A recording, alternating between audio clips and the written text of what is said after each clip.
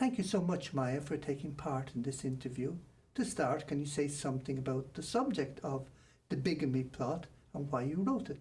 Well, so I studied the Victorian novel, which is a period of literary history that's usually associated with courtship and marriage plot, plots that follow a courtship and end in a stable monogamous marriage. And that's usually how narrative analysis works when you are analyzing the 19th century novel. There's a lot of emphasis on that.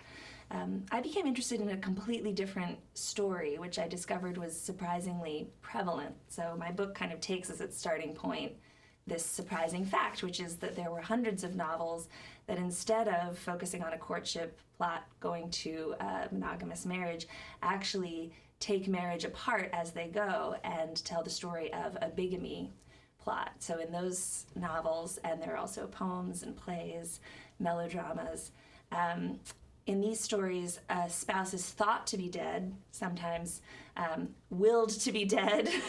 There are attempted murders and other exciting developments. And meanwhile, their spouse remarries illegitimately for a second time. And then the return of the first spouse instigates a whole other series of narrative events that are often quite exciting. So I became interested in how this plot operated both within what were called sensation novels at the time. These were novels that are kind of proto-detective novels, early popular fiction, and those are the novels where with which the plot is most keenly associated, but also in trying to trace the structure of that plot in some of the classic Victorian novels that had not been considered alongside this popular fiction in advance. You begin your book by echoing a question asked by Victorian reviewers. Where did all these stories featuring a bigamy plot come from? Well, where did they come from? Right. I mean, it is actually kind of an interesting literary historical puzzle, and some people other than me have tried to unravel it. I don't think we have actually a very keen answer. Probably the best historical event that is most closely tied to the explosion of these novels, which was largely in the 1860s, is the 1857 Matrimonial Causes Act in Great Britain, which dramatically changed the nature of divorce in the country. So rather than being you needed an act of parliament to get a divorce before 1857, which of course meant only the wealthiest and most connected could obtain divorces, and there were very few every year. But in 1857, a divorce court was established, and people began suing for divorce in a court, and newspapers began publishing the divorce proceedings. So this was a dramatic change. Now, what's kind of ironic about it is instead of the rise of divorce in Great Britain yielding many divorce novels that center on divorce, that have divorced characters, instead it seems to have produced bigamy novels, which is almost the opposite of what you would expect, because just when you actually don't need to commit bigamy or murder to get rid of a spouse you don't want, right, because you could get a divorce, instead there are all these stories about bigamy. So I became interested in that sort of surprising inversion or paradox. And I think one thing that's happening there is that the story of bigamy helped readers and writers work through the narrative situation of divorce, which at the time was almost viewed as a kind of bigamy or polygamy, especially among conservative religious people who felt that actually the divorce was not a real option. It was not a legitimate thing, so that you were always connected to your first spouse, whatever happened legally. So some of it has to do with that. Some of it has to do with a few high-profile bigamy cases among the aristocracy, which were quite exciting for people to read about. The rise of the newspaper, the rise of cheaper publishing that enabled some different kinds of popular texts. So I think there are a number of historical factors that do contribute to it, but I'm also interested in my book interested in tracing how actually many of these factors predate these historical moments. And there are ballads that tell the story of bigamy. There are Greek romances from around 100 AD that tell this story. Even you could kind of see the Odyssey as a version of this, right? Penelope's continually being pursued to get married and thinks that her husband is alive, but has no reason to suppose that Odysseus is actually still alive. So some of those same stories are actually quite old. So for me, I'm interested in how narrative both persists across time, millennia in this case, but also becomes the focus of critical reception and interest at a particular moment, which is certainly what happens in the 1860s. As you mentioned, the bigamy plot occurs in many of the more sensationalist novels of the period. However, it's also found in some better-known canonical novels. Can you give some examples of the latter? In my book, I discuss David Copperfield, Charles Dickens' novel David Copperfield, in which he has two marriages over the course of the novel. One is to his young love, Dora, and the other is to Agnes, who is also his young love because he had met Agnes as a boy and grown up with her. Both of these marriages unfold, perfectly legally. He's married once, his wife dies, he gets married again. And yet, over the whole course of the novel, the relationship with both women is entirely intertwined. And Dora recognizes this so clearly that on her deathbed, she tells Agnes that she hopes David will marry her and only her. So she knows exactly what will happen, and in fact, the order of the relationship is quite disorganized over the course of what is a very long novel. Another example is George Eliot's Middlemarch, which also features Dorothea's two marriages, first to a man who dies and then to his nephew.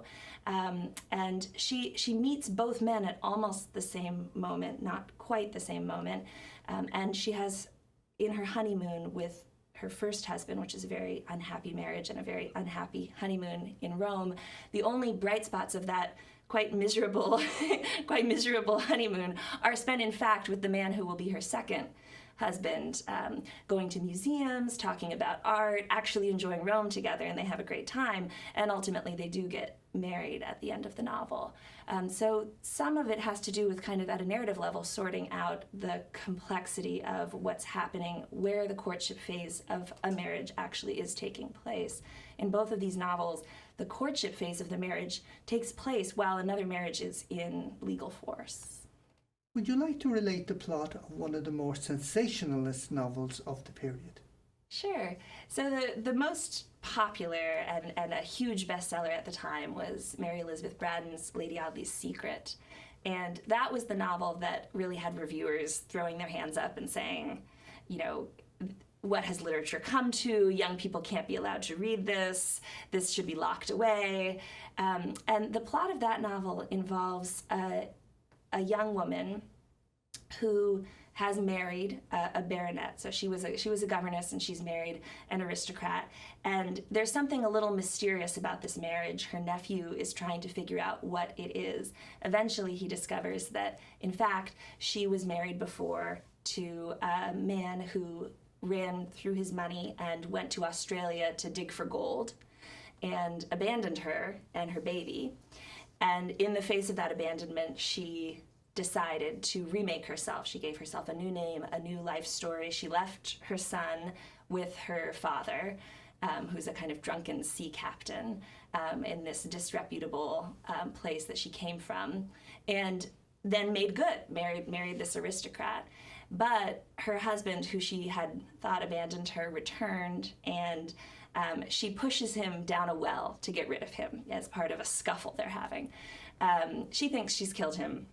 He actually crawls out of the well and turns out to just be half dead and leaves town because he realizes he's unwanted. But all of this comes out. She's accused of murder. It turns out it was just attempted murder. And the novel ends with these exciting revelations and the question, why did she do this? The answer the men in the novel come to is it's because she's mad. And they lock her away in an insane asylum, which is how she ends the novel, and she dies there ultimately. But of course, there are many reasons for all the things she did, and so it's a really fun, exciting novel. It's basically a very early detective novel because the nephew takes on the role of a detective as he's trying to unravel the bigamy that's happening. There must be thousands upon thousands of Victorian novels. How did you go about selecting novels featuring the bigamy plot for analysis? Right, so this is a particularly vexing problem in literary criticism right now, and especially if you study the 19th century. It's, one way of presenting it is as a great joy and pleasure, which is that there are all these novels, and increasingly they're available. They're digitized online. So, our library possesses, many, many thousands of novels in hard copy, but we have access through other resources to so many others too. So, even if you just wanted to read the hard copy novels that we have, you would not be able to do it over the course of a normal career. So this is a problem I gave some thought to, particularly because I was interested in tracing a plot. And if you want to trace something like a phrase, so if I were interested in tracing, a specific phrase that became popular and then went out of fashion, the easiest thing to do would be to search in online databases for that phrase.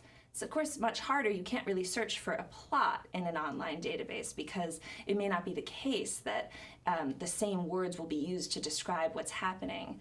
And there are other kinds of things that searching in this vast digital archive aren't as effective for. So the solution I came up with, which ended up working, was using the digital resources that exist, particularly ProQuest's British periodicals database, searching for book reviews in particular, and for book reviews that mention bigamy.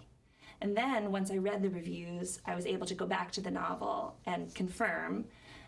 Often I would read the novel itself, and as I said, now that's quite easy to do. Even 8 years ago, I took a trip to the British Library in London to read novels that weren't available anywhere else, but many of those novels are now available, right? So that this turnover is quite dramatic. So after I read the reviews, then I could read the novels, and that helped me discover some particular examples of what I was looking for that I never would have been able to find if it weren't for those archives. Why were novels featuring the theme of bigamy so popular in Victorian times? Was it titillation? There's certainly part of that, right? I mean, it's a very fun, exciting story, and I quite like reading these novels myself. I mean, they're often, the most sensational of them often have the kinds of events that we associate still with popular fiction or television or movies now. So attempted murder, bribery, arson. One thing that's quite interesting about these novels is that the bigamist is as likely to be a man as a woman. And when the bigamist is a woman, that is with two husbands, she is as likely to be attempting to violently conceal her past as a male bigamist is. So from a feminist point of view, they're interesting to read because you see women acting in Victorian novels in a way much different than the way we expect them to act in Victorian novels. So there's a lot of fun to be had, and I think readers at the time were enjoying them for fun. I also think that our lives are composed of stories, the stories we tell about our lives and how we make sense of the world. And I think anytime a particular story becomes popular, it's often because that story is helping people make sense of some element of their lives. And in this case, I do think it had to do with thinking about changing ideas around marriage and changing ideas around selfhood itself in a kind of rapidly changing modern world, a world where people could suddenly just go to Australia much more quickly than they used to be able to do. People could take railroads all around the country quite rapidly. Somebody could move instantly to another part of England, and in the past that would have meant they were out of touch, right? You never saw them again, but now they could send a telegram, you could visit them on the railroad, which had expanded all over. So it's a combination both of the speed of travel, the interest in how rapidly life was turning over, and how marriage in particular was changing, particularly for women. What do you hope readers will take away from the book? Well, one of the things is a kind of practical archival interest I have, which is just calling attention to the fact of these novels and the fact of the prevalence of this plot. So that's almost a kind of historical aspect of my project, but I am interested in that, and I do think that that changes the way we think about the Victorian novel in general, just to be aware of these plots. The other is the broader argument I have about using plot to analyze literature instead of more common metrics. So it's not very common, actually, to organize books around a particular plot. It's much more common to organize books around an author or a theme or a genre. So, works that are grouped together in other ways, not apart from just narrative. But I think what's interesting about organizing stories by plot is it brings together texts that we aren't used to seeing together. And so a part of my argument has to do with how plot can actually help us break down some of the expectations we have about what's canonical, what's popular, what should be dismissed, what should be saved forever in the archives. And actually, by analyzing plot, I do think it's one tool to mix up some of the expectations we have for literature. Maia, what's your next project? So my next project is almost the opposite of this project. This project took plot as its primary focus, and my next project has to do with plotlessness, the idea that there are many Victorian novels that are so long and shapeless that even critics at the time sort of thought, there's no plot, there's no organization, there's nothing going on here. In a part, this project grows out of my teaching, where I try to teach, 800-page novels to undergraduates, and they feel overwhelmed. And I assure them, the original readers felt overwhelmed too. They also felt that there was no structure to these novels. So it's a way of thinking about what provides structure to something that seems shapeless, that seems formless, that is a lengthy, serialized text. Of course, many of these texts were published serially in weekly or monthly parts, often in magazines, and thinking about how the many, many different things that happen create a kind of plotlessness that's based on eventfulness, lots of things happening, tons of marriages, tons of deaths, tons of characters, as opposed to what we might think of after the 20th century as plotlessness, which is nothing happening, just stasis, the everyday boredom of life. And this is a different kind of plotlessness. It's a kind of plotlessness that I think Victorian reviewers were really interested in. So the continuity between the two projects has to do with thinking about contemporary reception of literature and how that has shifted over time and changed. One thing that I've discovered as I've started researching this project is that the very same novels that Victorian reviewers will say had no plot, early 20th century reviewers will say, it's nothing but plot, it's overplotted, Dickens is full of plot, completely melodramatic, and by which they mean, unrealistic because highly plotted. So it's interesting to think about how that shift happens over time and what actually we could do to describe what's being described in the opposite way by critics on either side of the 1920 barrier.